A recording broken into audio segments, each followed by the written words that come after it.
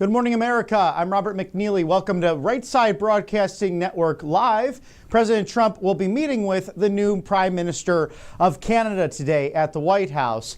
His name is Mark Carney, the Right Honorable Mark Carney, and we look forward to that meeting. It's interesting because some far-left outlets are saying, oh, this might be tense, this might be really bad, but I see both gentlemen having a very constructive, good meeting. These are friends of ours, the Canadian government, and there have been jabs back and forth, whether it's the 51st state or the 11th province, but these are all rightfully due in order to get these tariff questions out of the way, because historically tariffs have been used against our dairy farmers, especially in Minnesota and Wisconsin, roughly at 24% or more, and then we've had to tolerate that. Our farmers have had to deal with that year in and year out against our so-called friends, and they're good people just north of the border here. But as President Trump has been working on, if you look just last week in Warren, Michigan, when he was with Governor Whitmer, they were discussing everything we need for steel manufacturing, because the northern border must be protected as well,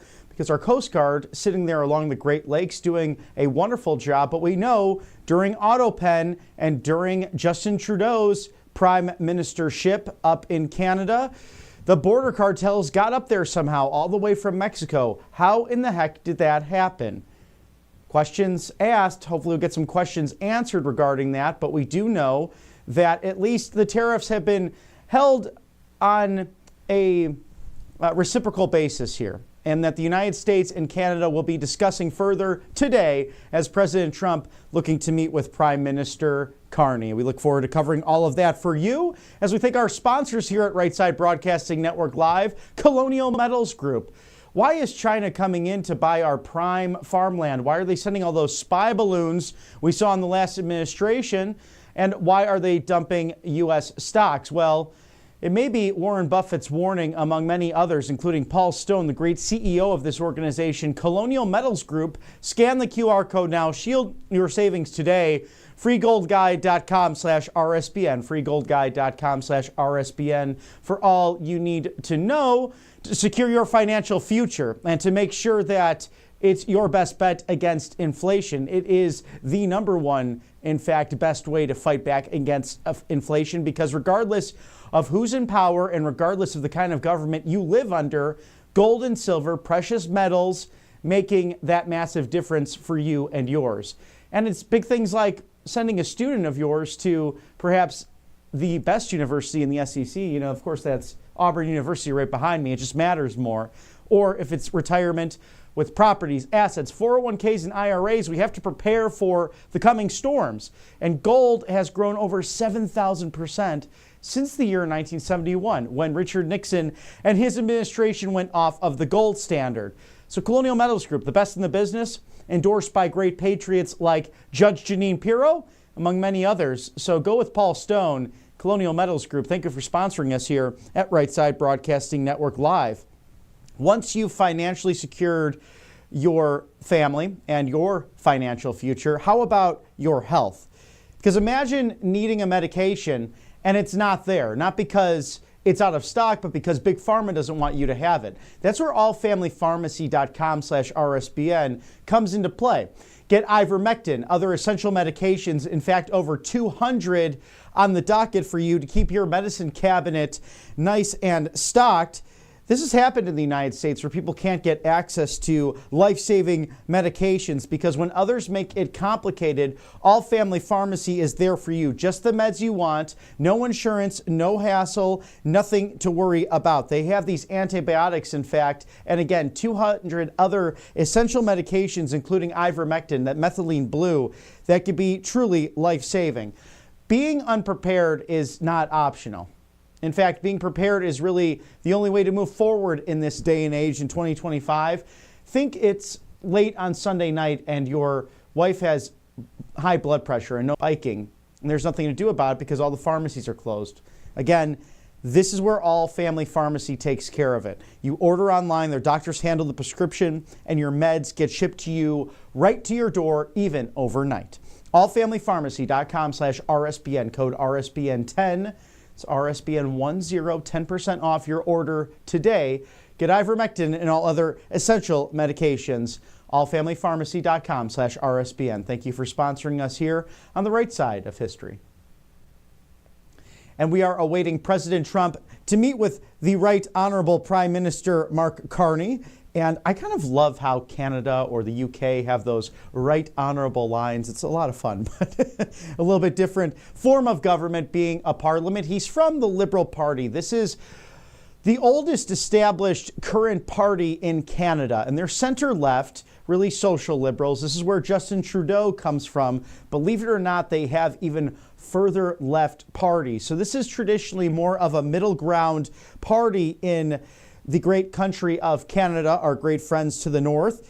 His alma mater is Harvard University, oh boy, Oxford, another one for his master's, and a doctorate from Nuffield College in Oxford as well. So he was born in the Northwest Territories, raised in Edmonton, a great hockey town, got his bachelor's degree in economics from Harvard and studied at the University of Oxford. Remember, President Trump, though, he said at the University of Alabama, it won't be the Harvard Crimson necessarily running the show anymore. It's going to be the Crimson Tide, where legends are made. I know we're big Auburn fans here. There's no question. War Eagle all the way, but you got to respect what Alabama has been able to produce and its great, great students.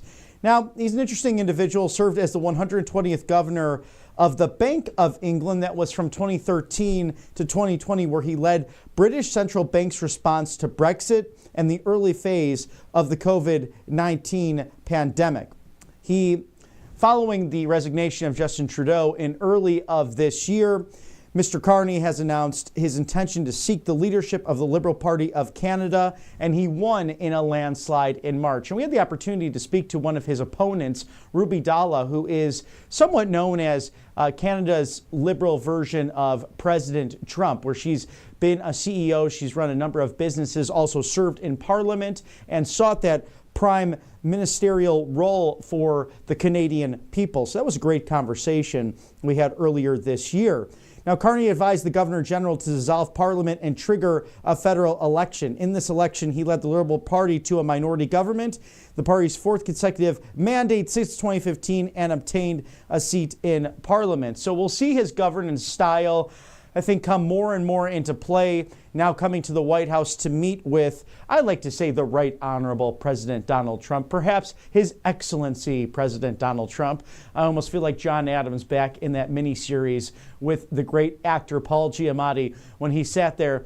Should we call the president this, and this? He was trying to find a role for his own role as vice president. Of course, he was clearly miserable doing that for roughly 8 years, as so many other vice presidents have been. But this vice president, J.D. Vance, not miserable at all, hitting the ground running, showing that President Trump's selection and finding that talent is a skill of the Trump administration and the Trump business acumen, because VP Vance will be in Germany tomorrow for a security summit, and his foreign trips have been really quite impressive. Think about this, being able to meet with the late pontiff, Pope Francis, for an unofficial meeting, just a brief meeting between the two, exchanging gifts and words and complimentary items on each other's nations, and two people who criticize each other through the media, but had a common religion, had common faith, and a common mission, caring for people regardless of where they stood on the respective ideological spectrum. And then, to his credit, to the vice president, just saying it was really something to think that I was the last unofficial meeting to meet with Pope Francis, and was very grateful for the gifts from the Holy See, from the fun socks, as he noticed that dating back to St. Patrick's Day, and the Vatican tie, and also gifts for his children and for his lovely wife, Usha. So wonderful hospitality abroad. Also in France with the AI conference, Vice President Vance enjoying that, as well as meeting with Prime Minister Modi in India. So perhaps a future presidency there. We don't like to get ahead of ourselves here at Right Side Broadcasting Network, but that's been the question for MAGA world. How does the movement continue without President Trump at the top of the ballot? Of course, in the midterms, he will be on many people's mind. His policies will be up for debate. and he's knocking it out of the park at this point. But at the same time, how will voters respond to that? And will the MAGA movement be excited to come out and vote for other candidates without the name Donald Trump? And that's something that we will see what will take place over the course of the next year and a half. Some other big announcements in the news.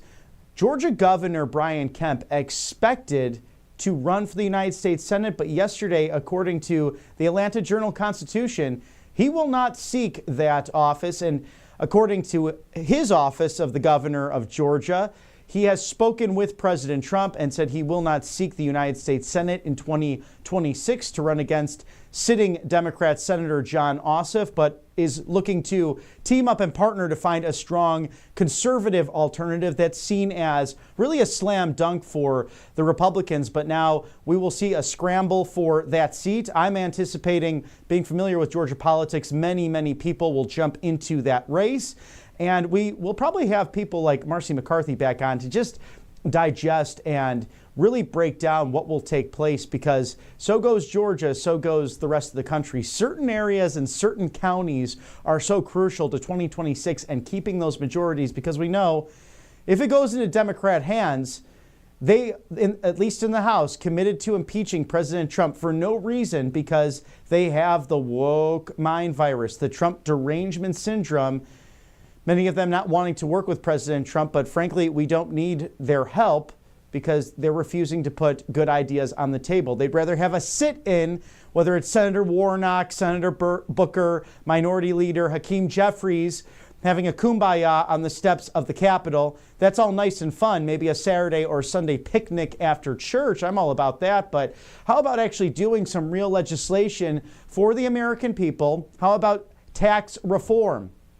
How about keeping men out of women's sports? Well, that was successful, but it was only thanks to the Republicans, because the Dems, they're so extreme on that. Some came over, but you have so many who are still complaining about that. It's kind of amazing to think about as we await President Trump meeting with the new Prime Minister of Canada, Mark Carney. We're looking forward to this meeting here at the White House as we thank our sponsors today on this beautiful Tuesday, just 12 minutes after the hour. Angelpaste.com. Experience the miracle, whether it's the vitamin B miracle cream, non-GMO, no chemicals, also their orange option. This is an immunity booster, so you have vitamin C's in this, also non-GMO, no chemicals. A natural mosquito spray, also a facial spray to help you paint the town red and to enjoy a nice night on the town. So go with angelpaste.com. Experience that miracle today out of Spring, Texas. They are Christian owned. They hire veterans. Angelpaste.com. It's a great one. Check them out today. Thank you to Kalshi.com/RSBN. Trade on the most important events, and you can see it right under my chin. Scan that QR code now. Kalshi, KALSHI.com/RSBN. Trade on all the live shows and the most important events facing this great country and around the world, whether it's politics, sports, culture. What do you think about egg prices? Will they continue to go down? Well, you can answer that question and bet on that live through Kalshi, Kalshi.com/RSBN. Thank you for sponsoring us here at Right Side Broadcasting Network. There's a live shot of the White House. The Marines are not outside yet, which usually signals that the leaders will be coming together. In addition to the beautiful Canadian flag, that maple leaf and the red and white, along with the most beautiful of flags, the red, white, and blue. Old Glory itself will be standing outside of the entrance of the West Wing. If you have not been, it's quite fun to attend because you get to see your government in action, especially if it's during work hours and get the nice green pass. And it's very much like any other office building. Everyone's surprised by that when they walk in. Oh, it's smaller than I thought. For some reason, the cameras can really make it look a lot larger, especially in the James S. Brady briefing room that's just off to the left of the main entrance to the White House. So we look forward to that upcoming meeting. Just to highlight some of the great successes, because the far left fake news is saying that there's no economic prowess, that there's actually a recession happening. I heard that somewhere. Nothing could be further from the truth, because President Trump is winning 100+ plus days in the Oval Office, setting paths for, in fact, the next 100 days and beyond. President Trump, in an exclusive interview on Meet the Press over the weekend, outlined the historic successes of the first 100 days of this administration, with victories to come more and more, even though so many have already happened. President Trump sent a clear message. He will not relent in the mandate to secure our borders, whether it's with Canada or Mexico.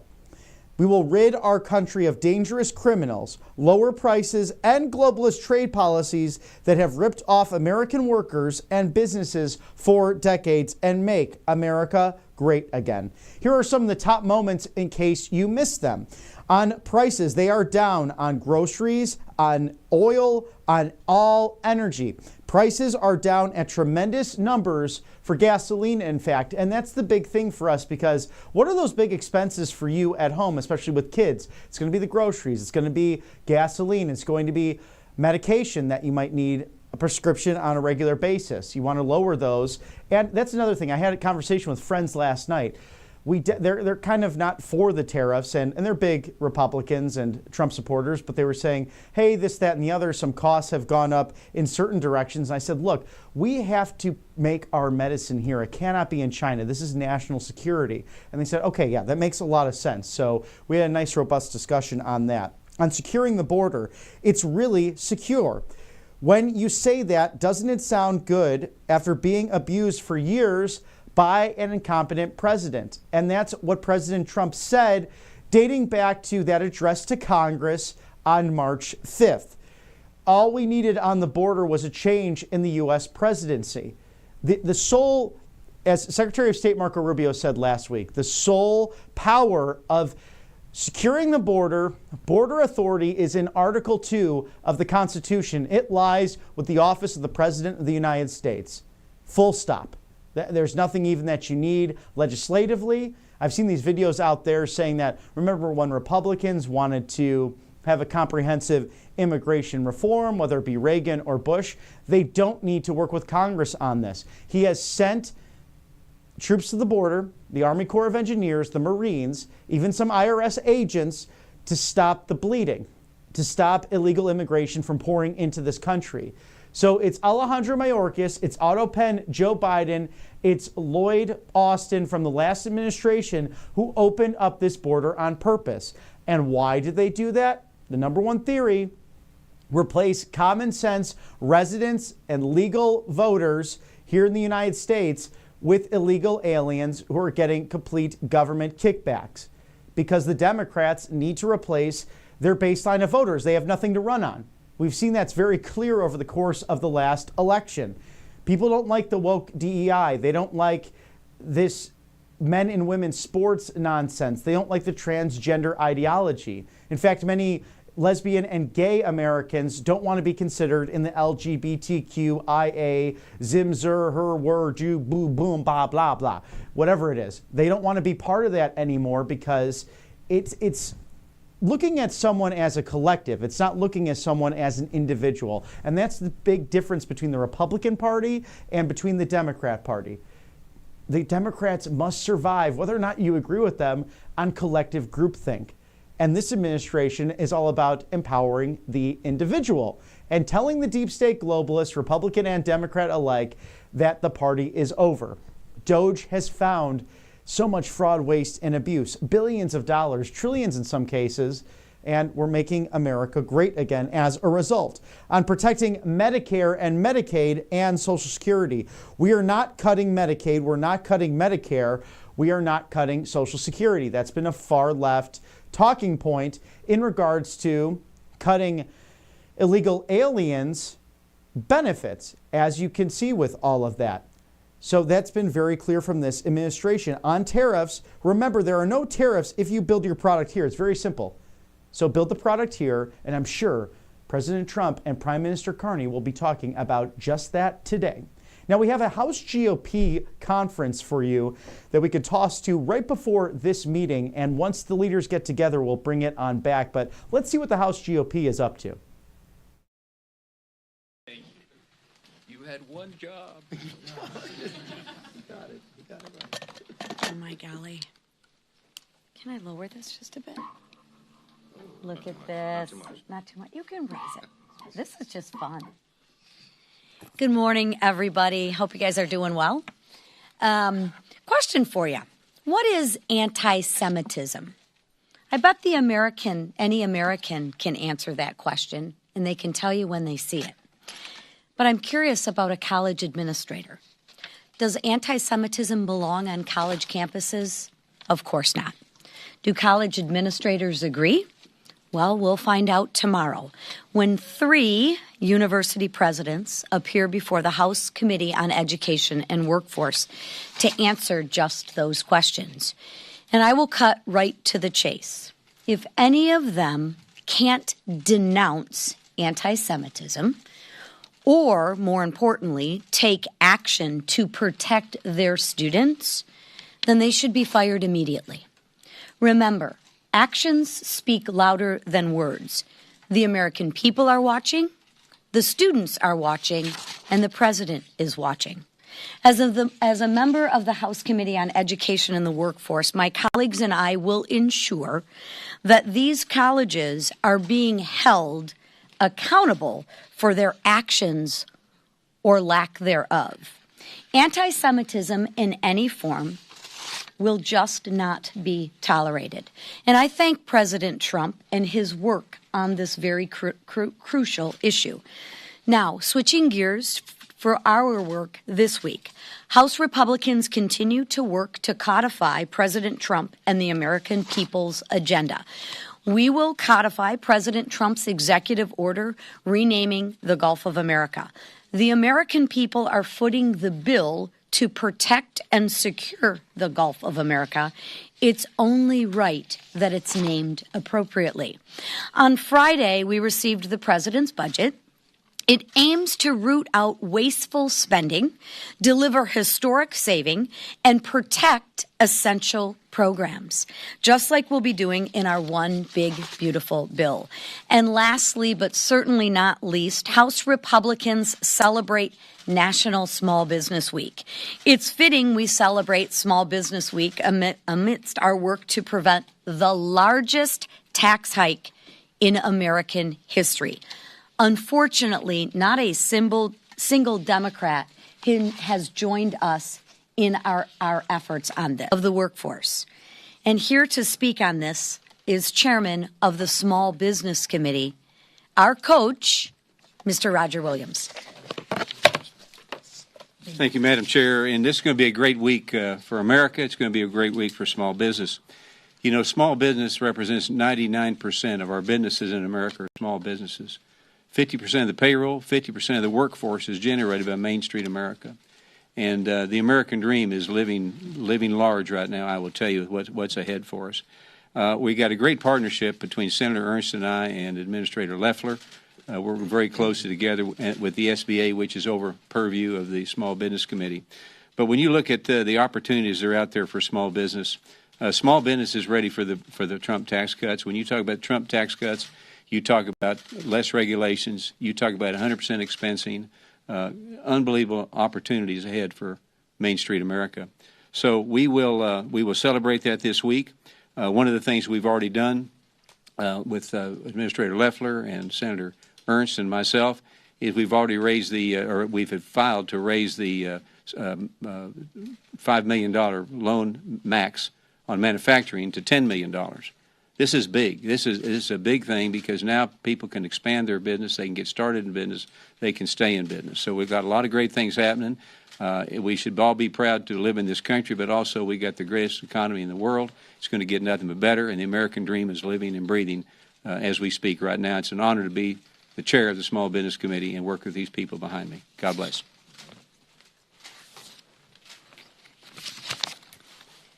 Crypto's footing slips on the hill. Some reports read this morning. As a member of the most pro-crypto Congress ever, I wholeheartedly reject that premise. I want to remind everyone listening that crypto is not right or left. It's not Republican or Democrat. It's the future, and it's for everyone. In an increasingly digital world, America must step up as the leader in digital asset innovation and investment. President Trump vowed to make America the crypto capital of the world. And since day one, he's delivered by reversing Joe Biden and Gary Gensler's anti-crypto crusade. From signing a bill into law that repeals the Biden-era IRS rule that chilled DeFi innovation, to signing executive orders that create a strategic reserve of crypto and prohibit the establishment of a central bank digital currency.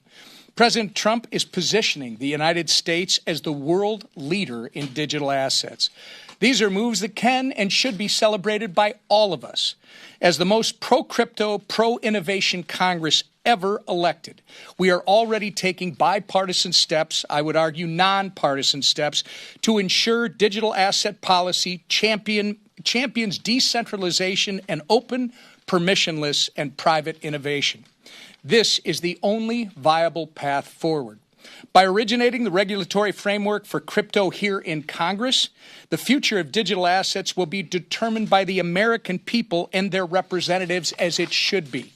The moment to get this done is now, and we need to get it done together. If we fail to provide clarity that protects innovators and consumers alike, the future of crypto and the opportunities it brings will belong to another nation. To deliver on President Trump's crypto promises that individuals in both parties can get behind, Congress must keep taking steps closer to getting a nonpartisan, or you guys like to report bipartisan, regulatory framework across the finish line, and quickly. With that, I turn it over to our leader Scalise. Thank you, Whip. It was great to hear from our chairman of the Small Business Committee, Roger Williams. Nobody understands the value of small businesses, the importance of promoting small businesses in America better than Roger and his chairman. He has ushered in policies and bills through that committee to allow small businesses to thrive. And if you look at the work we're doing with the One Big Beautiful Bill, the reconciliation package, this is a bill that will grow more small businesses across America. It'll create more jobs across America. It'll create stability. If you think about the idea that if Congress were to take no action this year, there would be a $4.5 trillion tax increase on American families. Over 95% of Americans would see a tax increase. And yet every Democrat in Washington will be voting no on that package and would like to see every family pay more in taxes. There are so many other provisions that are so critical to getting our economy back on track, to lowering inflation, to lowering the cost of things at the grocery store, at the gas pump, that are in this bill, and we are still moving through. Last week, I applaud 7 committees in Congress did their work, completely finished their work in reconciliation here in the House. Today, the Natural Resources Committee will take up their portion of the bill. That'll be 8 committees out of 11 that will already be done with all of their work this week. And then next week, the final 3 committees, Agriculture, Energy and Commerce, and Ways and Means, will take up and finish their work to get this big, beautiful bill not only through the House process, but over to the Senate. The Speaker and I met with Jason Smith and Brett Guthrie last week in the White House with President Trump to go through some of the final details that we are getting agreement on. And we've been working incredibly closely with the White House and with the Senate every step of the way, because this bill is critically important to American families. This bill is a big piece of carrying through that Trump agenda, the mandate that the American people gave us when they elected not just Donald Trump in the White House, but a Republican House and a Republican Senate to go deliver for the families who have been struggling for way too long. We do that with this One Big Beautiful Bill.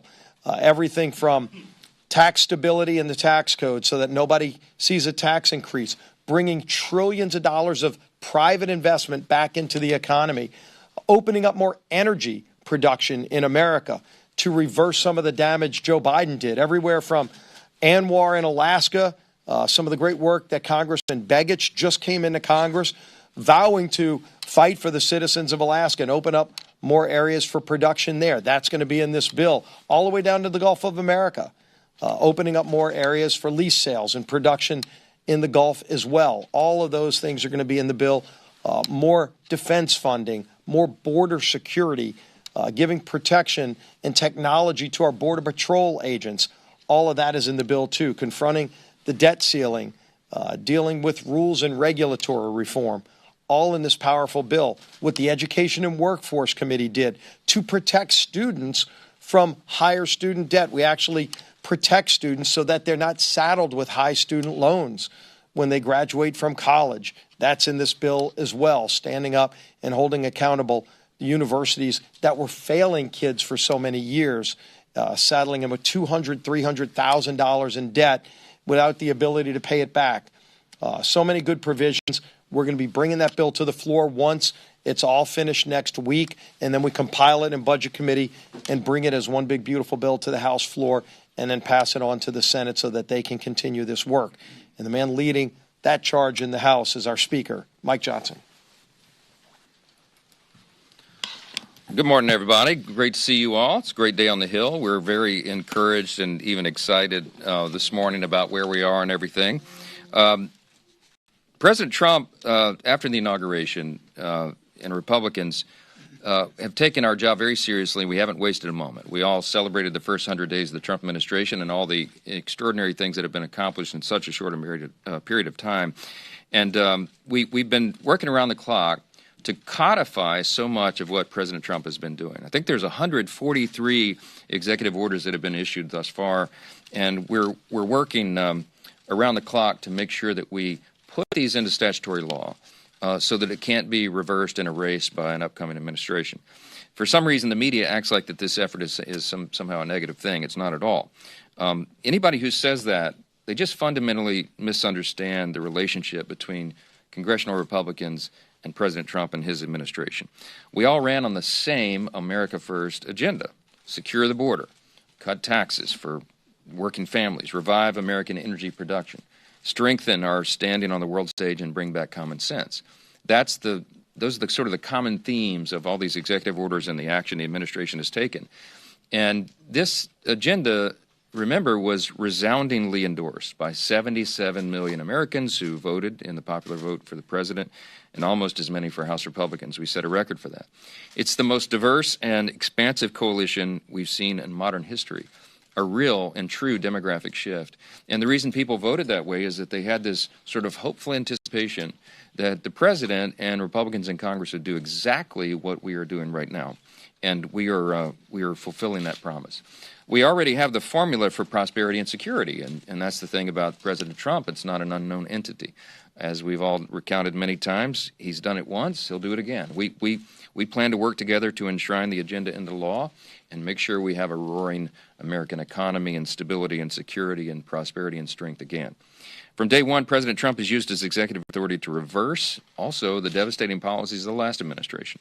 There was a lot of that to be done. But as the previous administration made it painfully clear, executive orders can be undone and overwritten, and that's why we have to move it through the legislative process. And we are. Here's a few key examples, okay, of what we've already voted to codify in terms of the executive orders. The President's Election Security Executive Order through the SAVE Act. That's what we voted on and got that done in the House. His executive order banning men from women's sports. We did that through the Women and Girls in Sports Act. His sanctions on the ICC. We did that through our Illegitimate Court Counteraction Act to support our ally Israel. And his Forest Management Executive Order through Fix Our Forests Act. Some of the things we've done so far. Now, this week, we'll add another one to the list. We're going to pass Marjorie Taylor Greene's bill to permanently rename the Gulf of Mexico the Gulf of America. And then we're going to codify dozens more of President Trump's budget-related executive orders, spending-related executive orders through the budget reconciliation process. Let me give you just a quick word on that, and then we'll take some questions. As Leader Scalise just recounted, we're really excited. We're very encouraged this morning. I mean, I'm so thankful to have such a team that's worked so hard. I began the House Republican Conference meeting this morning with all the House Republicans by congratulating and thanking all of our committee chairs. I mean, they worked so hard around the clock. And we've been doing this for almost a year, as we've said many times in here. And all the committee members who were so disciplined in getting the work done. I mean, they had 10, 12-hour hearings in some of these committees, some even longer. And they got the product done and through the process. So by the end of this week, we'll have 8 of the 11 committees of jurisdiction will have done their work. And then next week, We will have Ways and Means, Energy and Commerce, and Ag.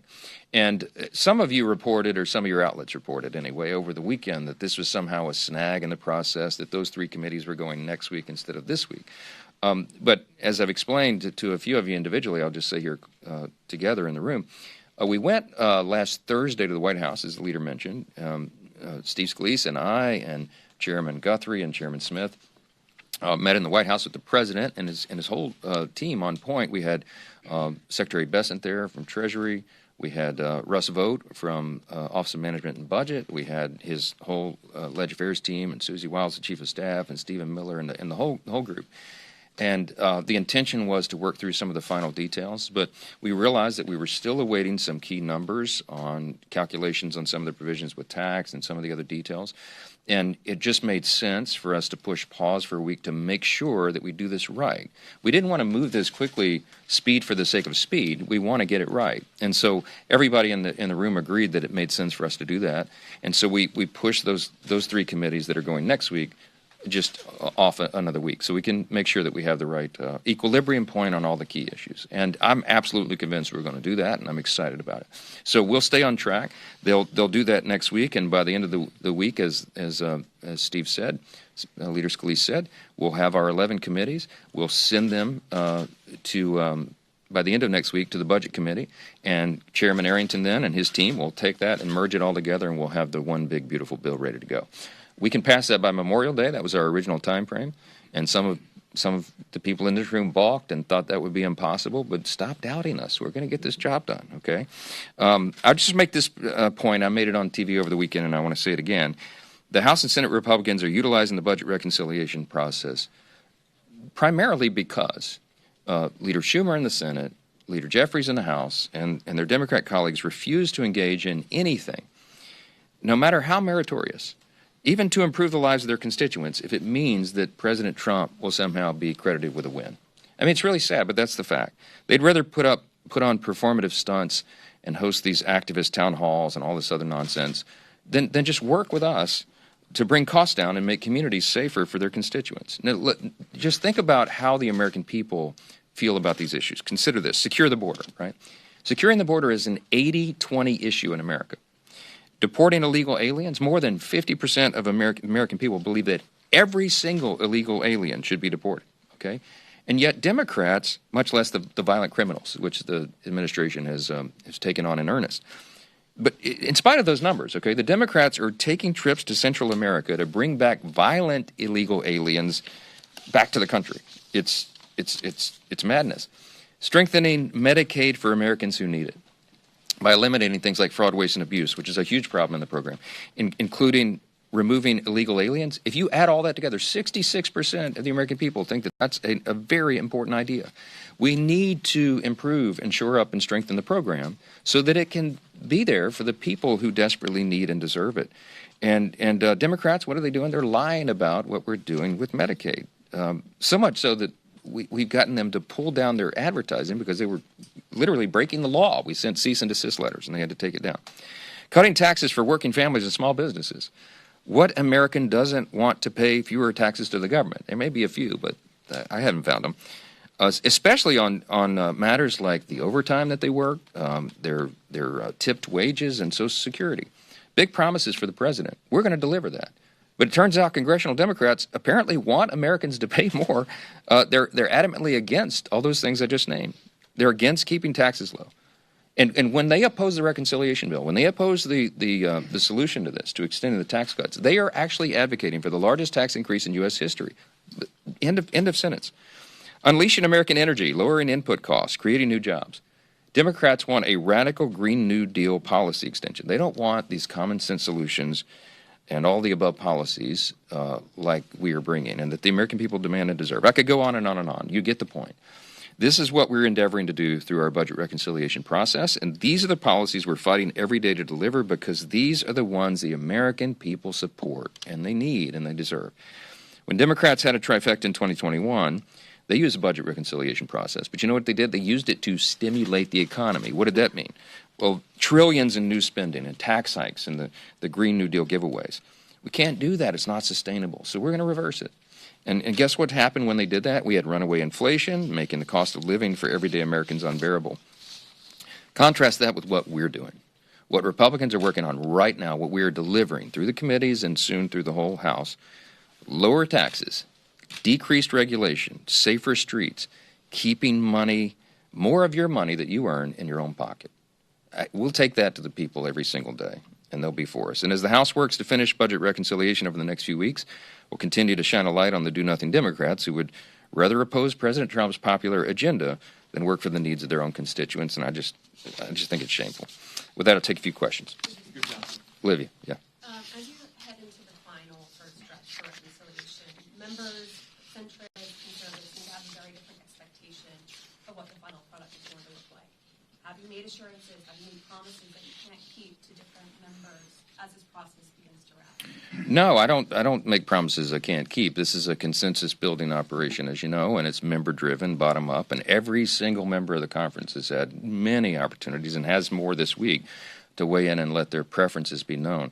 This is about balancing preferences. I mean, no one's going to be surprised. Everybody knows where the touch points are on the final details of the final analysis, and we've been working really hard to take all the input and find that kind of equilibrium point where everybody is at least satisfied. Some people are not going to be elated by every provision of the bill. It's impossible. The bill's one big, beautiful bill. It's a big piece of legislation. There's a lot in it.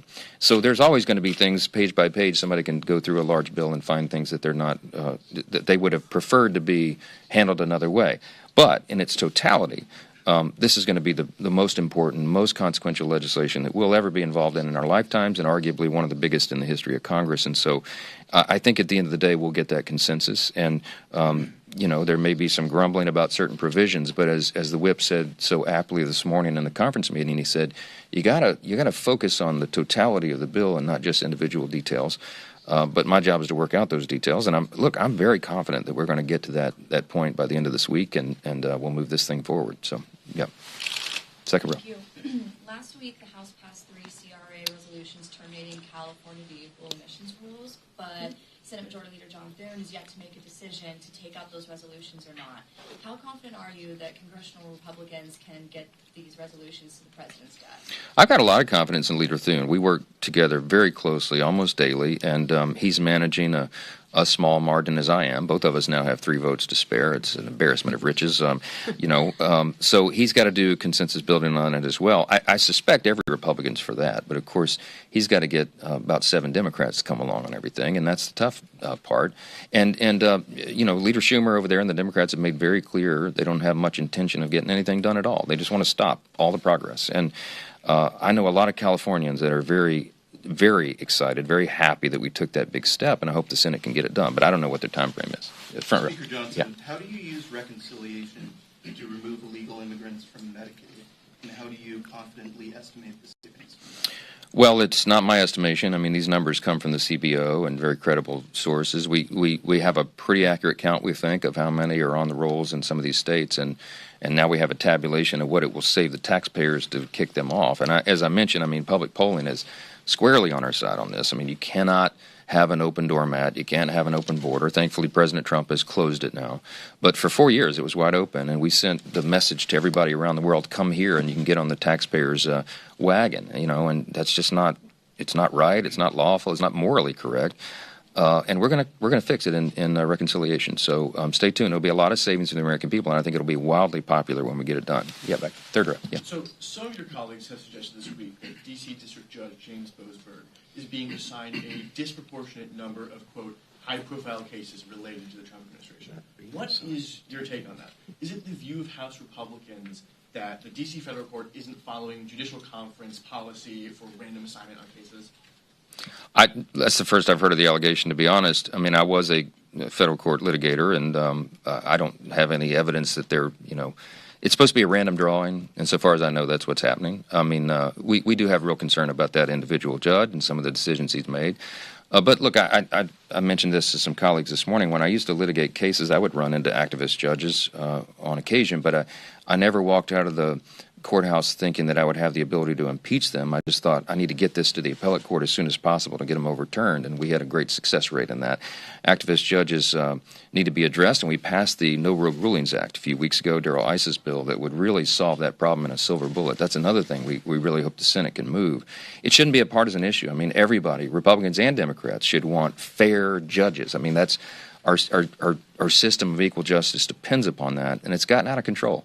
So I don't know. There are lots of allegations and concerns about it, but I haven't seen any proof of that. So, yeah, go ahead. Jake. You were asked about the Senate, what you expect the Senate to do with your reconciliation bill in the conference today. Will they just change a bunch of the stuff? And I think there's a concern about that from a lot of your members. I mean, give me your sense. I mean, how much you talk about your coordination with them. How much do you think, or how much do you expect the Senate will want to put its own imprint on this? Well, look, we got some strong leaders in the Senate. They're all friends and colleagues of ours. We truly regard this as one team. I know that's an innovation in Washington. I know the House and Senate are supposed to be fighting each other all the time, but that's not the game we're playing. And I've been very deliberate, and Leader Thune has as well, to have no daylight between the two chambers. So there shouldn't be any big surprises. I mean, they're following very closely what we're doing and vice versa. But the lion's share of the work has been done in the House, not by virtue of pride of authorship or because there's a competition between the two chambers, but just because that's the way the calendar fell. Remember, we started working on this in March of last year, and the Senate was going through lots of other things during that time period. They had a change in their leadership because Leader McConnell stepped down. They had a lot of turnover there. And they had to do, at the beginning of the first 100 days, they had to, of course, do all the confirmations of the administration, and they did it in record time to their great credit. But by virtue of that calendar, it meant that the House did a ton of the work. I mean, we're probably 8 months ahead of the Senate by some measures in all the deliberations and the detail work. So that, by necessity, means that we'll drive the initial product and send it over. And that's really the way the system is supposed to work anyway on a budget reconciliation. So we're going to be very proud of the product we send over there. I don't expect that it will take much modification. I hope there's very little at all, and that we can have an agreement. But the difference now and in years past, perhaps, is that our colleagues over there know exactly what we're doing. We're in careful, close communication, and with the White House team as well. So we're not sending over some package, that they'll receive blindly and not know what's in it. Everybody knows what we're working on and why, and the discussions we're having, and we're keeping them abreast of all of it. And if there are individual senators who have a problem, I'm apt to reach out to them myself, and committee chairs are as well. There's been very close coordination between the committee chairs on the matching jurisdictions on each side. So, look, I think that's going to make the process work really well in the end. That's my expectation. Last question. Back row. Thank you, Mr. Speaker. I wanted to follow up on your comments about Congressman Iss's bill on judges. So, are judicial impeachments off the table for the rest of this Congress? No, look, impeachments are never off the table if it's merited. But in our system, we've had 15 federal judges impeached in the entire history of the country. I mean, there may be some that I feel merit that, but you got to get the votes for it, right? And it's a very high burden, and frankly, the bar is high crimes and misdemeanors. I mean, the last federal judge that was impeached, I think, it was caught taking cash in an envelope. It's like it's got to be a pretty brazen offense, a real open crime that everybody could agree to. So short of that, if we don't have the votes, and by the way, even if we could get an impeachment article through the House on a federal judge, it's unlikely that they would be tried and convicted in the Senate on that with the divided number we have. So short of that, what can we do? I mean, we've done everything within our power to solve that problem. And remember the stats. I think it's 67% of all national injunctions issued against a president in the last 100 years or against one president, and his name's Donald J. Trump. 90% of those were from openly, Democrat-appointed judges that many would regard as this other judge as activists or people venue shop to get in their courts. So we all know it's a real problem. It's not what the Founding Fathers intended. So what can we do? Using our power in the House, Darrell Iss's bill is a great response. The No Rogue Rulings Act would prohibit a single individual judge from issuing a nationwide injunction like that to stop the entire policy of an administration. I think that is a very common sense standard, and one that would kind of get back to the original intent and eliminate the ability of just one activist to just stop everything. And it's very reasonable legislation. We passed it through the House. We sent it to the Senate with every expectation that they should be able to take that up, and I certainly hope they can, because, again, it shouldn't be a partisan issue. It should be something that every American agrees with. We've got to restore faith in our system of justice, and it was eroded over the last 4 years on the Biden administration for all the reasons we know, and have recounted here many times, and it falls to us to make sure that people can believe. Lady Justice has a blindfold for a reason, right? That the symbol is that it's equal justice under law, as it's chiseled into the marble above the Supreme Court's entrance when you walk in. We have to restore that. If you don't have the people's faith in a system of justice and fair judges, then you don't have anything in a republic. And that's why this is so important. We'll keep advancing it. Thanks so much for the time. Leader Speaks, can I ask about the FBI, the House Intel report, just quickly? Yeah. So I saw your statement expressing some concerns after you've read the report. You're asking the FBI director to look into that. What exactly are your concerns, and how high do you think that this went at the FBI? So if you go back to 2017, after the baseball shooting, the FBI had brought in the members of the team. Roger Williams was one of those members who was part of that briefing. And at that meeting, they went through some of the information. Some of it was classified, some of it wasn't. But they ultimately let us know what their conclusion was, and that's when they said it was classified as suicide by cop. And I'll tell you, I was offended. I think all of us there were highly offended that that was the conclusion that the FBI in 2017 came to, because it wasn't what happened on the baseball field. He went there with the intention of killing all of us on the baseball field, and he had a list in his pocket of other Republicans he wanted to kill. It was very politically motivated, and it was clear they suppressed a lot of facts. And what the FBI report that Kash Patel's FBI came out with today shows they suppressed factual evidence to reach a different conclusion than what the facts led to show. Suicide by cop was not the conclusion. They ultimately changed it to domestic terrorism, and I applaud the new FBI for making that change in the justification, but they also revealed some of the other facts that were suppressed. The fact that it was politically motivated, even though they had some of that factual evidence, they hid that because they didn't want to make it look like it was politically motivated. Look, the guy went there and not only tried to kill all of us. I had 2 Capitol Police officers with me on my detail. He tried to kill both of them. Suicide by cop is not when you try to kill everybody around, including the cops. And by the way, he didn't even know they were cops because they were dressed in plain clothes. And he had every intention of carrying out a politically motivated message. He wrote about it, and they had that evidence, and they suppressed it. So it was very disappointing. We walked out of the meeting that day because we were so infuriated that was their conclusion. I'm glad that Kash Patel is getting the FBI back to a fact-based organization where they follow the evidence, not try to have a pre-disclosed conclusion, but where they actually look at the facts and make their conclusion based on the evidence. That's what he's done with this new report. And I think it's important that they got it right. It's also important that they find out who the people were that suppressed evidence for a political motivated reason. Do you believe that, where do you believe that political motivation came from? I don't know. We saw that some of those agencies were unfortunately being used for political purposes, to go after political enemies, to try to carry out political vendettas. It's not why they're there. Regardless of, in the Gabby Gifford shooting, all of us, I was a fairly new member of Congress at the time, and, we were devastated by that attempt on Gabby's life, but we also wanted to know what happened. We just wanted to know the facts. And if it led this direction or that direction, it didn't. It really shouldn't have mattered to the people going out to find the facts. The intelligence agencies should have been just looking for the facts, not trying to have their own conclusion confirmed by suppressing evidence. And yet that's what they did. Thank you. An outstanding press conference from House GOP leadership, whether it's dealing with further tax reforms to the anti-Semitism questions. They're going to have actual professors and professionals from academia coming to talk tomorrow at a hearing regarding all of the nonsense we've seen on America's college campuses. President Trump committing to getting rid of the federal tax exempt status of the Harvard Crimson, which is very important considering what's taken place over the course of the last several years, the anti-Semitism on campuses, especially in America's Ivy League ranks. As we await Prime Minister Carney coming to see President Trump, we'll toss it live there to the West Wing for you.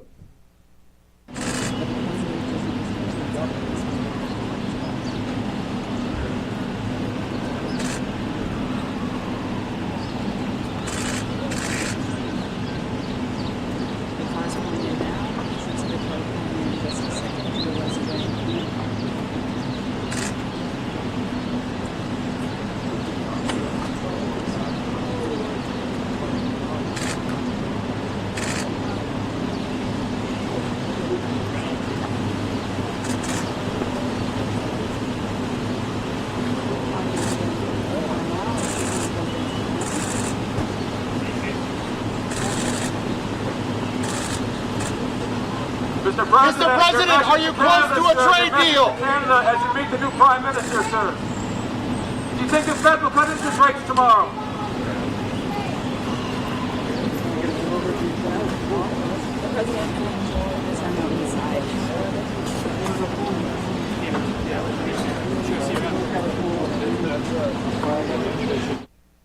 President Trump meeting with the Right Honorable Mark Carney, Prime Minister of Canada, the new leader, leading the Liberal Party and his country as we work on a number of different tariff issues and things facing both great nations. So President Trump, if you remember, going back to other meetings with foreign leaders and then receiving questions from the in-town press pool, mentioned that he probably would do better in governance with a Liberal leader of Canada for various reasons. And we know that because of the art of the deal and the art of the comeback. This president willing, ready, and able to talk to whoever necessary in order to get the job done. And I'm sure this will be much more refreshing, much more comprehensive than what was dealt with the former Prime Minister, Justin Trudeau, the communist from Canada. But now we have Mark Carney in office, and we'll see what will happen. Will it become the 51st state? Will there be better trade deals? Will there be no tariffs across the board? Because we know our Canadian friends took advantage of our dairy farmers specifically for years and years with those 24% plus tariffs on Wisconsin and Minnesota dairy farmers. So that has to end.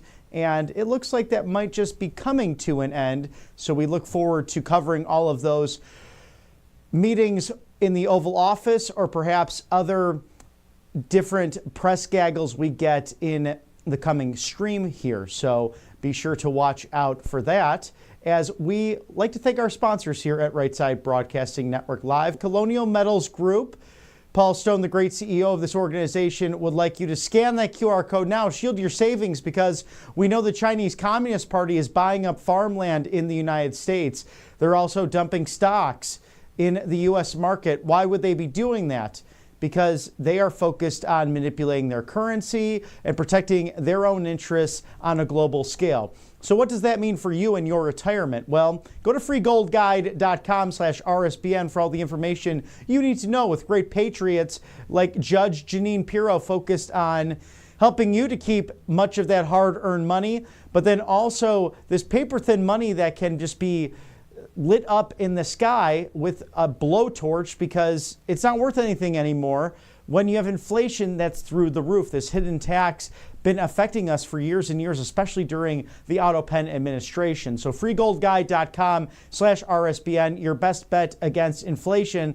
Gold has gone up over 7,000% since 1971 when the Nixon administration went off of the gold standard. So highly recommended here that you protect your financial future. The best way to do that is through freegoldguide.com/RSBN. A great Colonial Metals Group, truly the best in the business. Thank you to Paul Stone for sponsoring us here at Right Side Broadcasting Network Live. And when you're Taking care of your financial matters, it's all about your health. And even more importantly, allfamilypharmacy.com/RSBN wants to protect you to get the ivermectin, methylene blue, all of those essential medications, 200 in nature actually with this great company. Because imagine not having a much needed medication, not because it's out of stock, but because Big Pharma does not want you to have that access. It's happened in America. It can happen to you.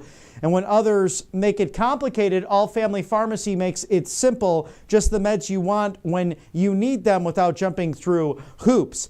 So they have antibiotics as well as these 200 essential medications, including that ivermectin, because being unprepared is not an option anymore.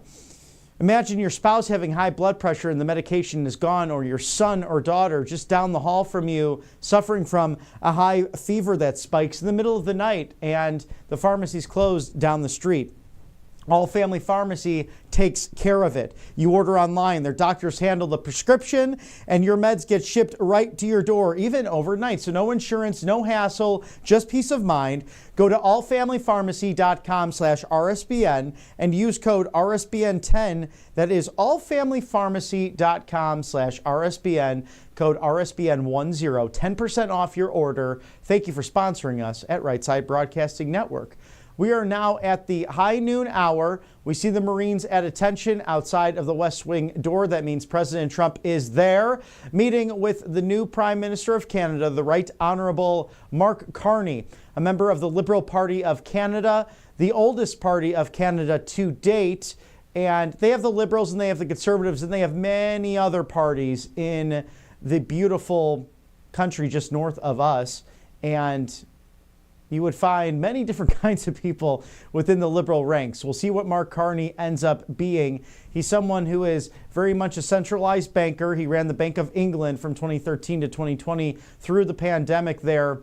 And we'll see his governance style ultimately on the world stage. We hope that he is definitely right of center of that terrible Prime Minister, Justin Trudeau, the communist, who we dealt with the last few years, but President Trump made him look like a little tiny boy amidst someone who really does have business acumen and a mind for true sovereignty. That's President Trump, who was just outstanding in those negotiations.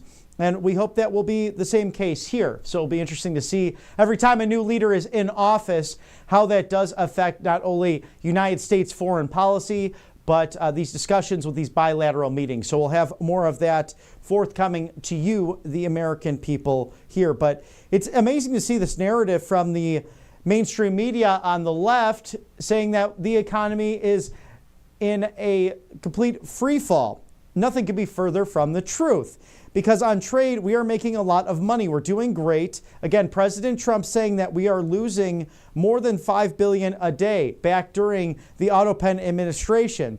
And we're going to be at a point soon where we're making money every single day, more and more money that you can keep. And we saw this in the first term. And it took some time because it took really an entire legislative year to get through the Tax Cuts and Jobs Act. But that was successful with then Republican Congress led by Speaker Ryan back in 2017. Those tax cuts being amazingly efficient for the American people. On peace in Ukraine, President Trump mentioning, I do believe we're closer with one party and maybe not as close with the other.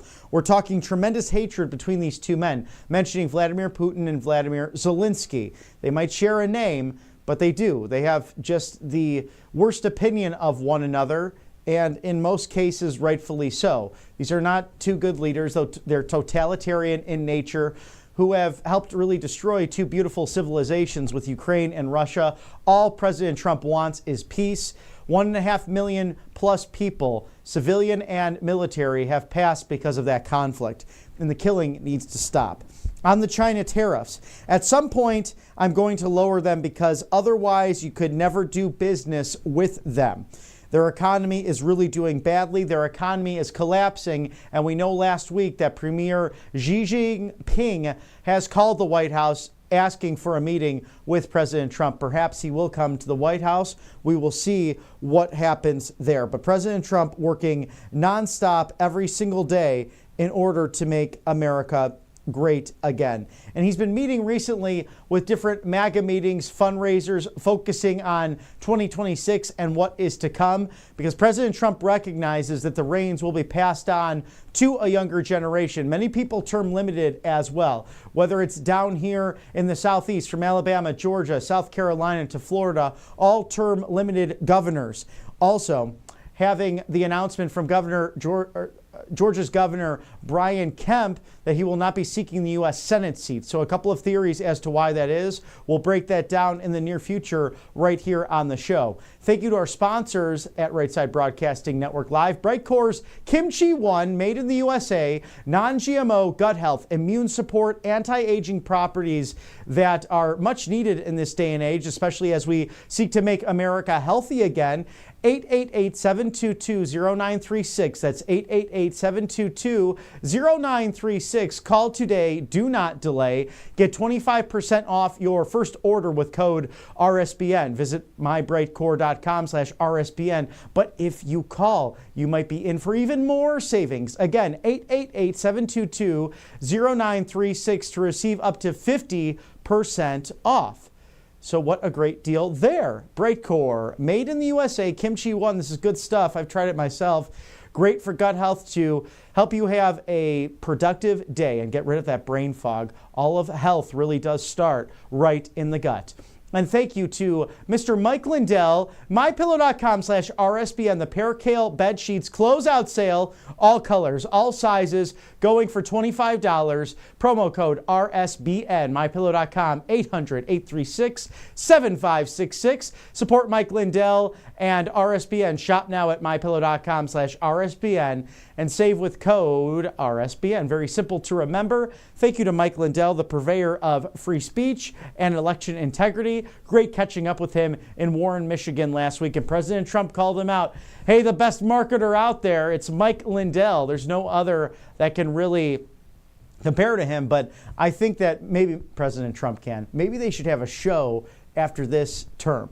Would that be fun? Maybe the Apprentice comeback? I don't know. Just an idea out there. But Mike Lindell, support his great efforts from Minnesota, mypillow.com/RSBN. And we are looking live outside of the West Wing as we await playback from President Trump meeting with the new Right Honorable Prime Minister of Canada, Mark Carney. I'm sure they'll have a lot to discuss regarding tariffs, regarding the future of our two great nations. President Trump saying that he'd like to thank the governor of Canada, the former Canada governor. Of course, that's Justin Trudeau. All fun and games there, but we'll see what takes place as President Trump is meeting in the Oval Office with the new leader, Mr. Mark Carney, the Right Honorable Leader of Canada. We'll toss it there now live to the Oval Office.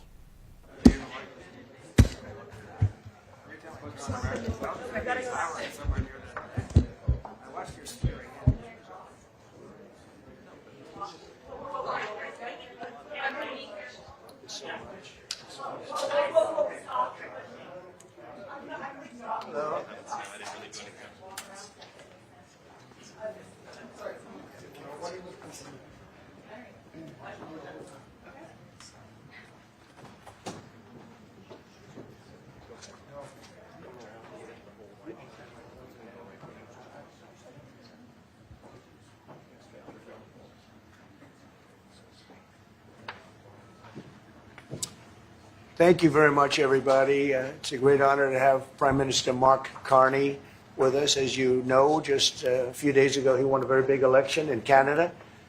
And I think I was probably the greatest thing that happened to him, but I can't take full credit. His party was losing by a lot, and he ended up winning. So I really want to congratulate him. It was probably one of the greatest comebacks in the history of politics, maybe even greater than mine. You know? But I want to just congratulate you. That was a great election, actually. We were watching it with interest, and I think Canada chose a very talented person, a very good person, because we spoke before the election quite a few times. And it's an honor to have you at the White House and the Oval Office. And you see the new and improved Oval Office as it becomes more and more beautiful with love. You know, we handle it with great love. And 24-karat gold, that always helps too. Right? But it's been a lot of fun. We're going over some of the beautiful pictures that were stored in the vaults that were for many, many years, in some cases over 100 years. They were stored in vaults of the great presidents, or almost great presidents, all having a reason for being up, every one of them. So it's very interesting. But I just want to congratulate you, and ran a really great race. I watched the debate. I thought you were excellent, and I think we have a lot of things in common. We have some tough points to go over, and that'll be fine. We're going to also be discussing Ukraine, Russia, the war, because Mark wants it ended as quickly as I do. I think it has to end. We had some very good news last night. The Houthis have announced that they are not, or they've announced to us at least, that they don't want to fight anymore. They just don't want to fight, and we will honor that, and we will stop the bombings, and they have capitulated, but more importantly, we will take their word. They say they will not be blowing up ships anymore, and that's what the purpose of what we were doing. So that's just news. We just found out about that. So I think that's very, very positive. They were knocking out a lot of ships going, as you know, sailing beautifully down the various seas. It wasn't just the canal, it was a lot of other places. And I will accept their word, and we are going to stop the bombing of the Houthis, effective immediately. And Marco, you'll let everybody know that, okay? Do you have something to say about that, by the way? It's a pretty big announcement. Yeah, this was always a freedom of navigation mission. These guys, these are, a band of individuals with advanced weaponry that were threatening global shipping, and the job was to get that to stop. And if it's going to stop, then we can stop. And I think it's an important development. And we'll have maybe before we're going to, as you know, the Middle East, Saudi Arabia. We're going to UAE and Qatar, and that'll be, I guess, Monday night. Some of you are coming with us.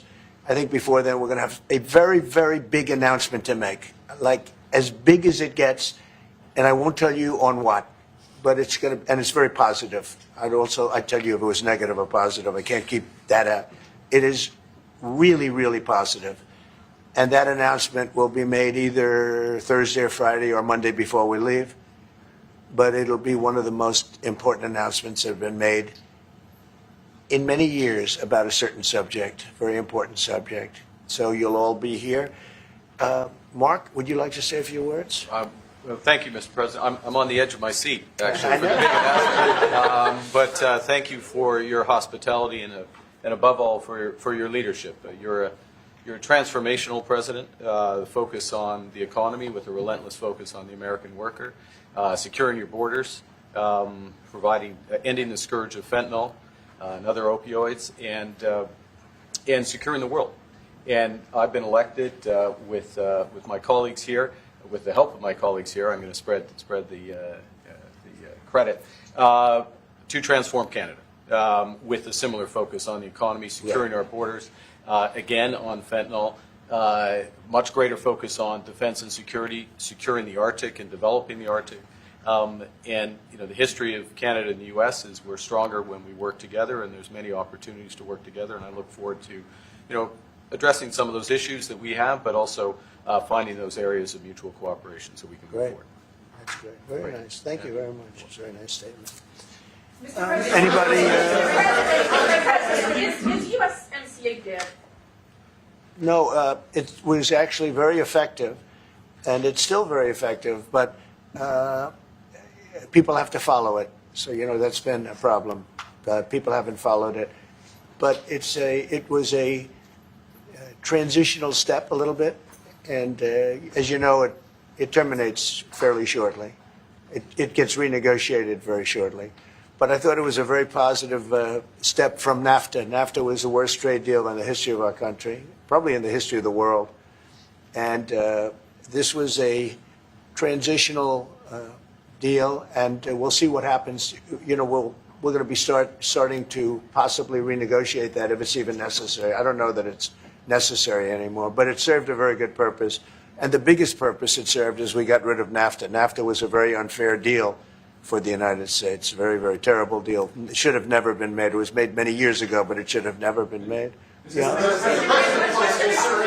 Canada and the United States. Would you like to see your first trade deal be with Canada, our neighbors in the world? I would love that. Look, I have a lot of respect for this man, and I watched him come up in a sense through the ranks when he wasn't given much of a chance, and he ran a really great campaign. He did a really great debate. I think that debate was very helpful.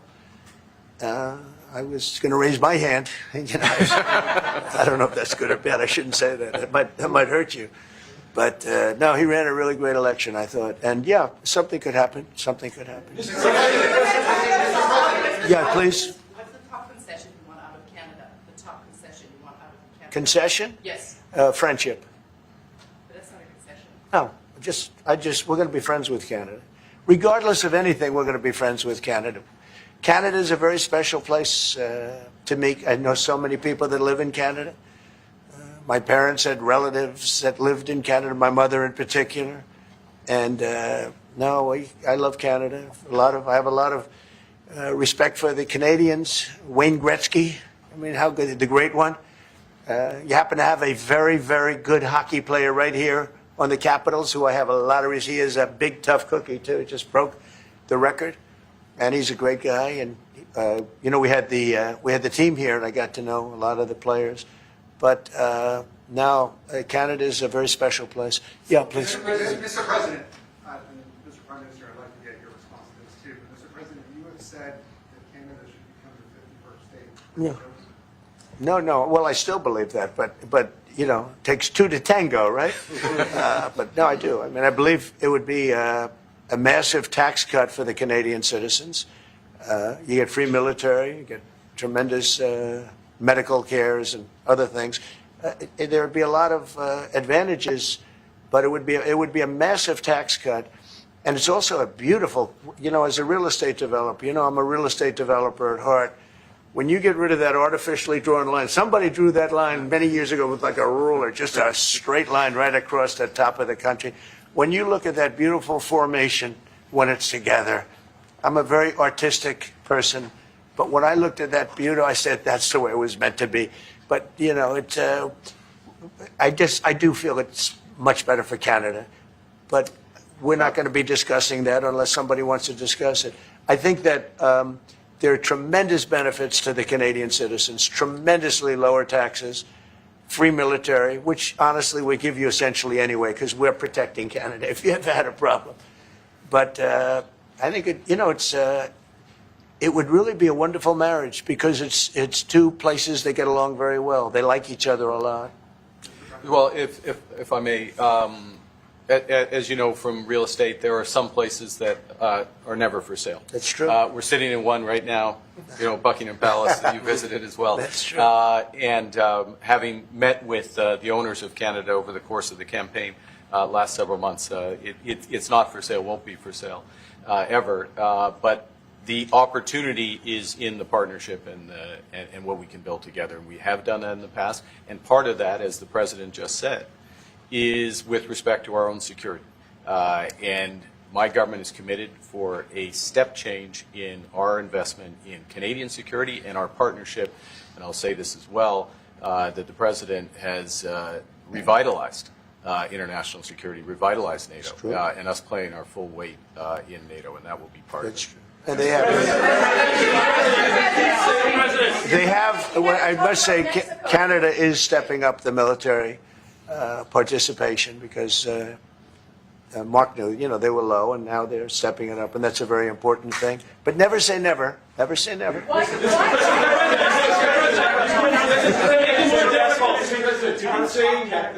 What would it take to get the tariffs off of Canada? Well, we'll be talking about different things. Like, we want to protect our automobile business, and so does Mark. But we want to make the automobiles, and we want to, we have a tremendous abundance of energy, more than any country. We have, just in Alaska alone, Anwar has been reopened now. Anwar is probably the largest find anywhere in the world. They say it's larger than Saudi Arabia. I don't know, but it's a lot. But we have tremendous amounts of energy. Other countries don't. We're both lucky in that way. They have energy. We have energy. We have more than we can ever use and more than we could ever sell, actually. And you have the same thing. So we're two countries that are very lucky. If you look at China, they don't have that. It's a big disadvantage. Other countries, most countries don't have. Most countries don't have that. So Canada and us, we have a lot of advantages over other places. When you consider what Mr. Carney just said, that Canada is not for sale, does this make the discussion a little more difficult to start on? No, not at all. No, not at all. No, time will tell. It's only time. But I say never. I've had many things that were not doable, and they ended up being doable, and only doable in a very friendly way. But if it's to everybody's benefit, Canada loves us and we love Canada. That's, I think, the number one thing that's important. But we'll see. I mean, over time, we'll see what happens. China. I was hoping you can clarify something. Earlier this morning in Capitol Hill, Secretary Besson said that there had been no negotiations yet with China. You have said something different. They want to meet, and they're doing no business right now. And those ships are turning around in the Pacific Ocean. Big turn. Those are big ships. Those ships take about 10 miles to turn. And, we lost $1 trillion to China on trade because of an incompetent president that we had who preceded me, grossly incompetent. You're finding it out more and more now. And by not trading, we're losing nothing. So we're saving $1 trillion. It's a lot. But they want to negotiate, and they want to have a meeting, and we'll be meeting with them at the right time. But you haven't met with them yet. I have not met with them, no, of course. You would know if I met. I'd tell you. They want to meet, but, we are right now.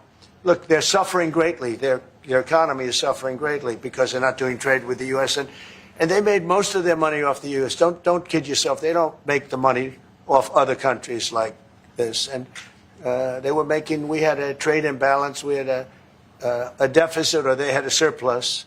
Another way of saying it, of more than $1 trillion. Think of it, more than $1 trillion. And because of 145%, that's the only reason. But because of they have now 145% tariff. There's no trading. You can't trade with 145%. We are, therefore, making, in a certain way, I guess, $1.1 trillion. In other words, we're not losing $1.1 trillion. Our deficit is much better. When I started, I say we were losing billions of dollars a day on trade.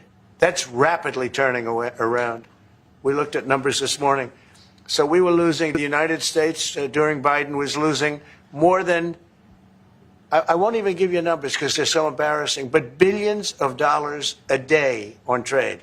Those numbers are rapidly turning between the tariffs. Don't forget, we're now getting 25% on cars, 25% on aluminum, 25% on steel, and maybe more importantly, massive numbers of companies are moving into the United States. Honda, we have tremendous, the car companies are moving in at levels we've never seen before. The biggest investment ever made in the United States is being made right now. Trillions of dollars. I would say we could be at $9 trillion. You could go back to other presidents. They haven't had $1 trillion for their entire term. Look at Biden. He had bad numbers. People were leaving. They weren't coming in. They were leaving with Biden. And he didn't know the difference. The only thing he knew is people coming in. You know who they were? Illegal immigrants, okay, from prisons, from mental institutions, from all sorts of places that weren't good, from gangs, from Venezuela. They were coming in and they were criminals and murderers, 11,888 people that murdered, and at least half of them murdered more than one person. This is what Biden led into our country. I'm bringing in big companies. We have Apple is investing $500 billion. We have Jensen, as you know, is going to be biggest chip maker, or chip thinker, I call him. He's really a thinker more than a maker. But we also have the maker, Mr. Wei. I get to know them all in the last, it was a cram course. But they're all moving into America because of the tariffs. And I don't think people have appreciated it. Some people do. Some of the smart people do. So we have more money coming in. It's really an amazing thing. We have more money being invested in the United States now than at any time ever before in our history, and it's not even close.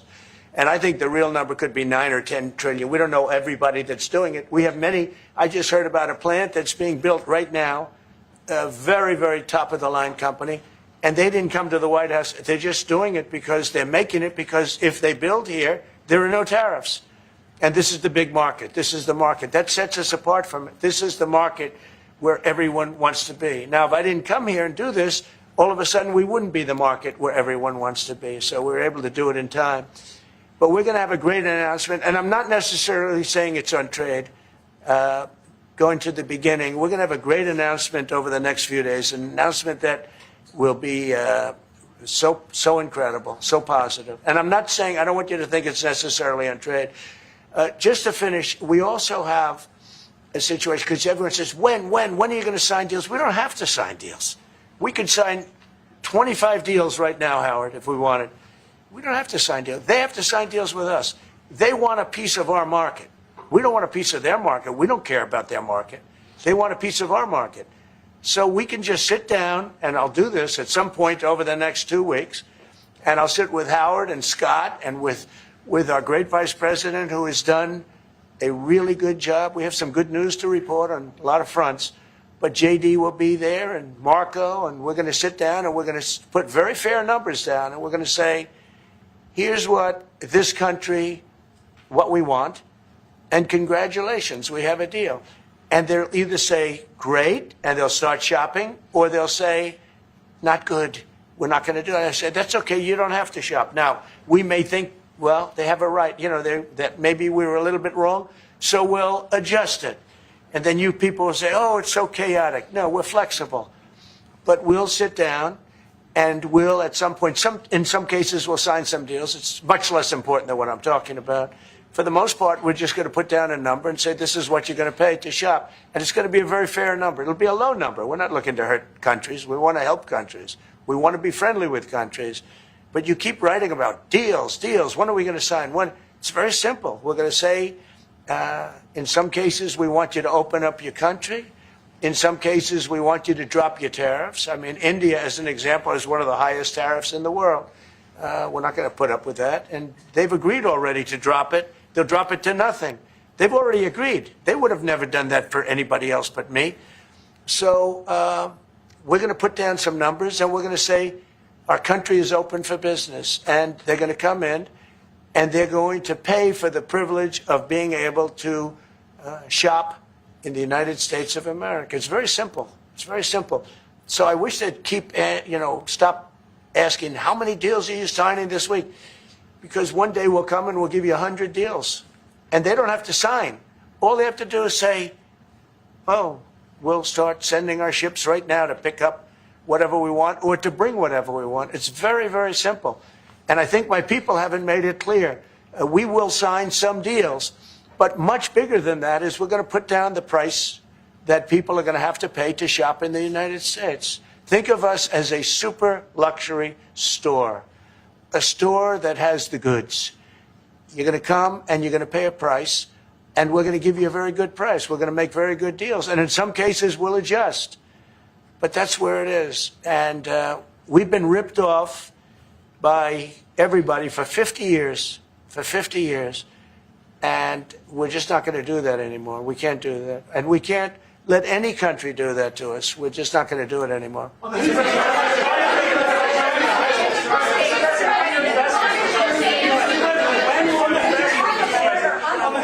you tell us a bit more about the deal that you've reached with the Houthis? No, it's not a deal. They've said, please don't bomb us anymore, and we're not going to attack your ships. And where did you hear about that?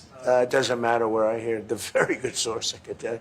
Very, very good source. Would you say, Marco? I would say pretty good, right, JD? A very good source. No, they don't want to be. They don't want to be. They don't want to be bombed anymore. I sort of thought that would happen.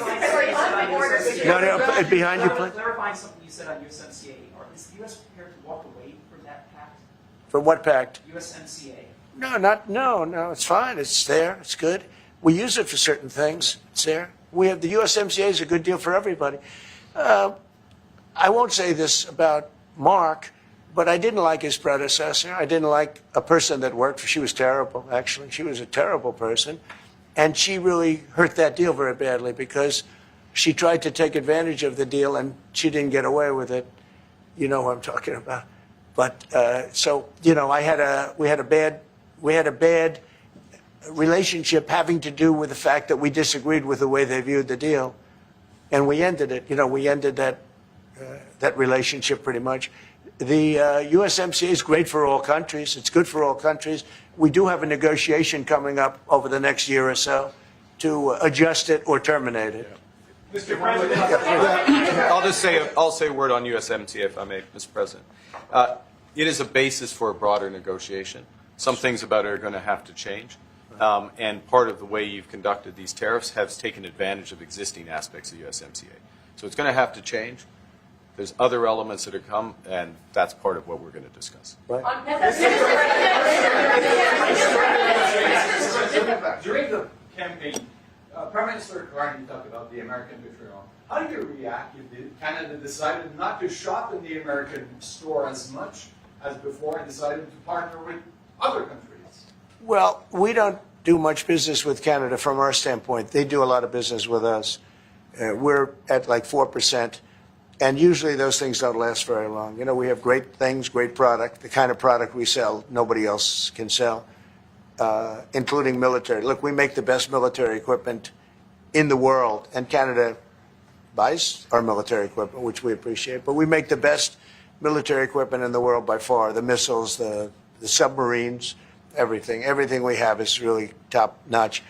I rebuilt our military during our last term. Stupidly, we gave some away to Afghanistan, which shouldn't have happened. But that was, I think it was the most embarrassing moment in the history of our country. It was just very incompetent people. But if you look, the man that's now the head of our Joint Chiefs, he led the attack on ISIS for me. That's why he's the head of the Joint Chiefs. And Raisin Kane, he was unbelievable. And as you know, we defeated ISIS in 3 weeks. It was supposed to take 5 years. We did it in 3 weeks. And he ran the campaign. I said, I like him. But I knew him before. I went to Iraq, and we agreed to a plan, and that was the plan. And as you know, we did it in record time. So we have the best equipment in the world. We have the best, a lot of things. And but Canada, it does a lot more business with us than we do with Canada. Yeah. Mr. President, and as you record your investments, Mr. President, when do you think the investments that you've announced, the trillions, will finally hit economic data this year? When you're saying about the tariffs? No, about the investments that you've announced. Oh, it's hitting right now. Look, they're already starting AI plants. These are not people that look for financing. That's a good thing. In real estate, you get a site, then you have to look for financing, you have to get your zoning, 5 years later you start building, you get a bank, then the bank's no good. These people have massive amounts of cash. The CHIPS Act was a ridiculous thing because that doesn't get them to build. All we did is hand very wealthy companies money. The CHIPS Act that was done by Biden. Billions, we give them billions of dollars. They don't even have to do anything with it. And then if you weren't, if you didn't have, and I don't want to be a wise guy, but if you didn't go with the DEI, if you didn't go with all of the different things woke, if you weren't woke, you couldn't even use the money. You had to have a certain percentage of this and that and that and that. It's impossible to have. The companies actually complained to me. They said they gave me all this money, but nobody can get these people to do anything. I mean, look, President Obama, and if he wanted help, I'd give him help because I'm a really good builder and I build on time, on budget. He's building his library in Chicago. It's a disaster. And he said something to the effect, I only want DEI, I only want woke. He wants woke people to build it. Well, he got woke people, and they have massive cost overruns. A job is stopped. I don't know. It's a disaster. And I don't like that happening because I think it's bad for the presidency that a thing like that should happen. He's got a library that's a disaster. And he wanted to be very politically correct, and he didn't use good, hard, tough, mean construction workers that I love, Marco. I love those construction workers. But he didn't want construction workers. He wanted people that never did it before. And he's got a disaster in his hands. Like millions of dollars, many millions of dollars over budget. And I would love to help him with it. Or somebody else. I could recommend professionals. But it was not built in a professional manner.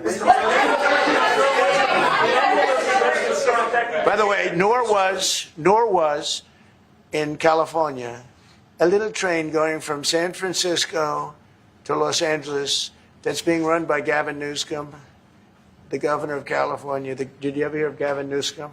He has got, that train is the worst cost overrun I've ever seen. It's like totally out of control. So then they said, all right, we won't go into San Francisco. We'll stop 25 miles short. And we won't go into Los Angeles. We'll stop 25 miles short. It's hundreds of billions of dollars for this stupid project that should have never been built. And then they realized that it would have been a lot less costly if we just gave limousine service back and forth and gave it free. They would have saved hundreds of billions of dollars. They have airplanes that go there for one 1/100th the cost. And they have cars. They have a thing called the highway that goes back and forth that's not fully utilized. And they got involved with this project. And Gavin, you know, I always liked Gavin. I had a good relationship with him.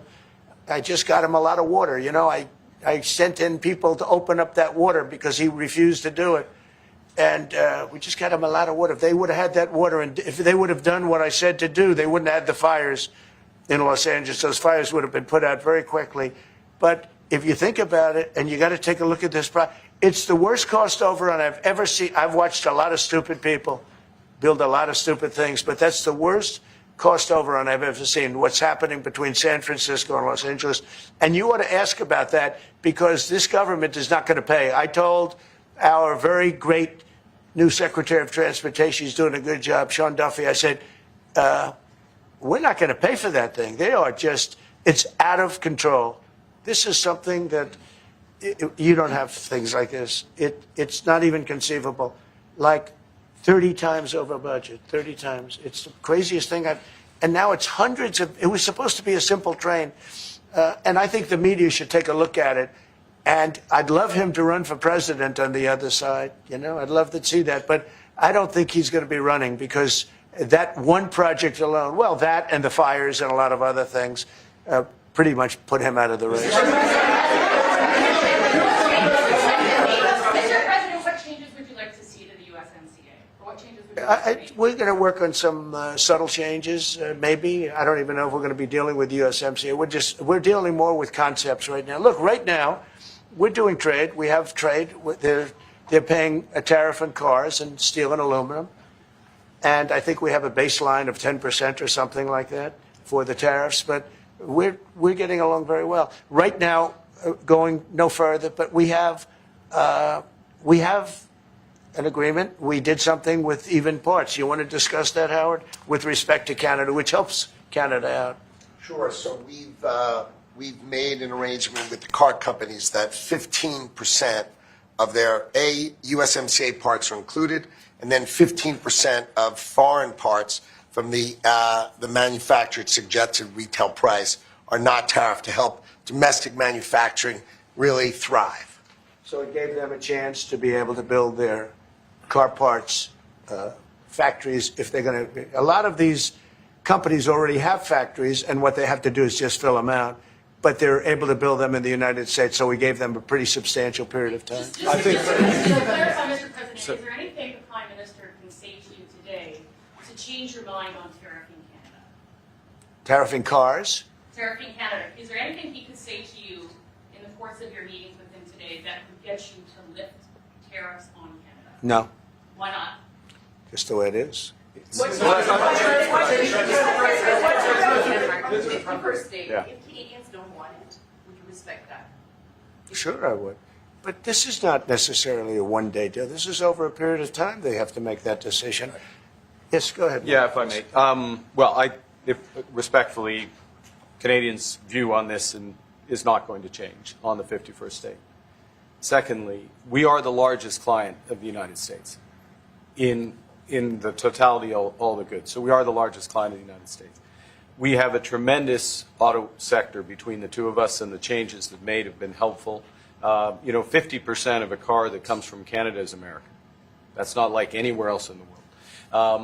And to your question about is there one thing? No, this is a bigger discussion. There are much bigger forces involved, and this will take some time and some discussions, and that's why we're here, to have those discussions, and that is represented by who's sitting around the take? See, the conflict is, and this is very friendly. We're not. This is not going to be like we had another little blow up with somebody else. That was a much different. This is a very friendly conversation. But we want to make our own cars. We don't really want cars from Canada, and we put tariffs on cars from Canada. And at a certain point, it won't make economic sense for Canada to build those cars. And we don't want steel from Canada because we're making our own steel, and we're having massive steel plants being built right now as we speak. We really don't want Canadian steel, and we don't want Canadian aluminum and various other things because we want to be able to do it ourselves. And we, because of, past thinking of people, we have a tremendous deficit with Canada. In other words, they have a surplus with us. And there's no reason for us to be subsidizing Canada. Canada's a place that will have to be able to take care of itself economically. I assume they can. I will tell you that Trudeau, when I spoke to him, I used to call him Governor Trudeau. I think that probably didn't help his election. But when I spoke to him, I said, so why are we taking your cars? Why are we taking we want to make them ourselves. I mean, I said, and if the price of your cars went up, or if we put a tariff on your cars of 25%, what would that mean to you? He said, that would mean the end of Canada. He actually said that to me. And I said, that's a strange answer, but I understand his answer. But no, I mean, it's hard to justify subsidizing Canada to the tune of maybe $200 billion a year. We protect Canada militarily, and we always will. We're going to, that's not a money thing. But we always will. But, it's not fair. But why are we subsidizing Canada $200 billion a year, or whatever the number might be? It's a very substantial number. And it's hard for the American taxpayer to say, gee whiz, we love doing that. Thank you very much. We're going to have a very substantial. Thank you. Thank you very much.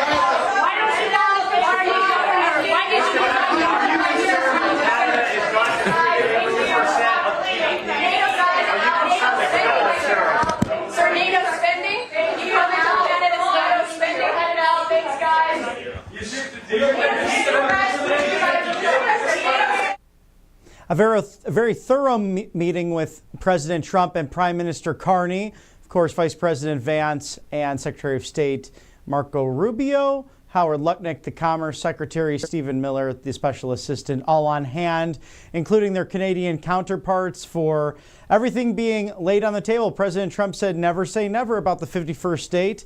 Prime Minister Carney saying that's off the table, but having respectful dialogue between the two great nations, among other things, including tariffs, national security, NATO, and a whole other host of issues as they discuss on this beautiful Tuesday afternoon now at the White House. So we look forward to that as we thank our sponsors here at Right Side Broadcasting Network Live, Colonial Metals Group. We know what the Chinese Communist Party is up to, buying farmland here, and how inflation can affect your bottom line and your retirement. So go with Paul Stone's group, this great CEO at Colonial Metals Group. He wants you to scan that QR code now. Shield your savings today. freegoldguy.com/RSBN for all you need to know and all that has to be offered in saving against inflation for your retirement. Colonial Metals Group, thank you for sponsoring us at Right Side Broadcasting Network Live. All Family Pharmacy, there are people who don't want you to have specific medications like ivermectin, methylene blue, and 200 other essential medications, not because they're out of stock, but because Big Pharma does not want you to have access. With over 200 different essential medications and antibiotics, being prepared is not only an option, but essential, and allfamilypharmacy.com/RSBN can do that for you today with code RSBN10. That's 10% off for you and yours. So do not delay. No insurance, no hassle, just peace of mind. Go at this to make sure that your medicine cabinet is filled. So important to do in this day and age. Just imagine a spouse with blood pressure rising or a child with a fever that spiked in the middle of the night. Well, don't worry. The doctors are on hand here every hour of the day, 24/7. All you need to do is place the order. Doctors handle the prescription, and then peace of mind. Allfamilypharmacy.com/RSBN. RSBN. Thank you for sponsoring us, as well as angelpaste.com. Experience the miracle today, whether it's the vitamin B miracle cream, the immunity boosting orange option, or the all-natural mosquito repellent or facial spray for guys and gals. Non-GMO, no chemicals, a Christian-based company or hiring veterans and organized in Spring, Texas, just off of the Gulf of America in the Lone Star State. Experience the miracle today, angelpaste.com. Thank you for sponsoring us at Right Side Broadcasting Network Live. A programming note, we will have 30 minutes from now a new stream. Join us at 1:15 for all Trump updates and America First offers. Right on the right side of history, rsbnetwork.com/newsletter. As well as donating. Please feel free to share your time, talent, and treasure with this wonderful organization. We'd be very appreciative. Text RSBN to 801-801 or rsbnetwork.com/donate. Of course, feedback at rsbn.tv, feedback at rsbn.tv. If you wish to opine regarding America First stories in your neck of the woods. But forthcoming at 1:15, a live Attorney General Pam Bondi presser. So join us 30 minutes from now as you look at that beautiful live shot from Toomer's Corner on the corner of College and Magnolia at the finest university in all the SEC. That's Auburn University. Again, every time I look at that, it looks like a Norman Rockwell painting, but that's a beautiful live shot coming from the most active, loveliest spot on campus in the loveliest village on the plains. Thank you for joining us today. Again, stick with us 30 minutes from now for a live presser with Attorney General Pam Bondi. For all my colleagues here at Right Side Broadcasting Network, I'm Robert McNeely. We'll see you in a few minutes.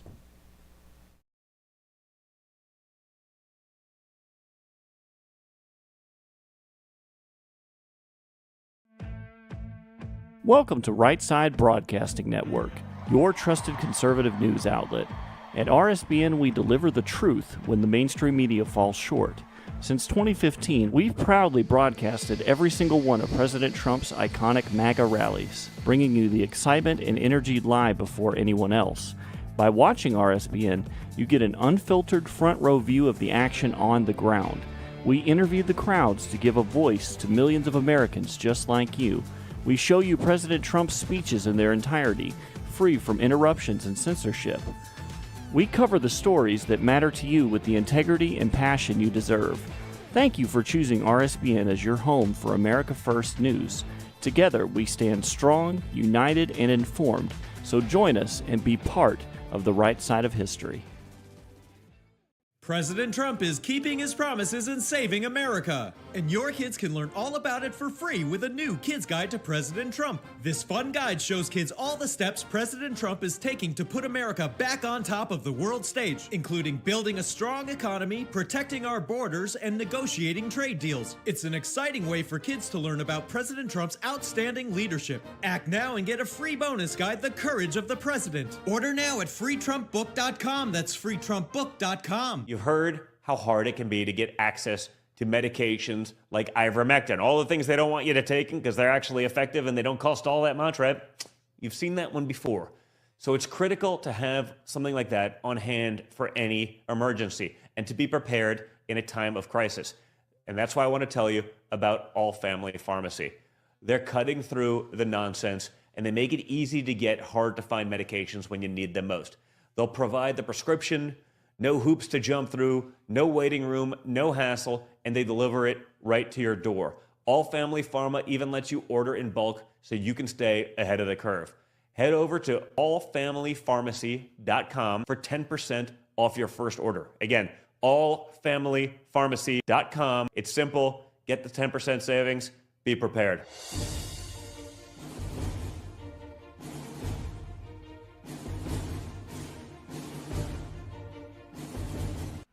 Hey y'all, it's Silk from the Diamond and Silk Chit Chat live show. Look, don't forget to check me out right here on RSBN Network. Be sure to watch the show on Right Side Broadcasting Network, and I want you to support Right Side Broadcasting Network. Yes, it's imperative that you do so, okay?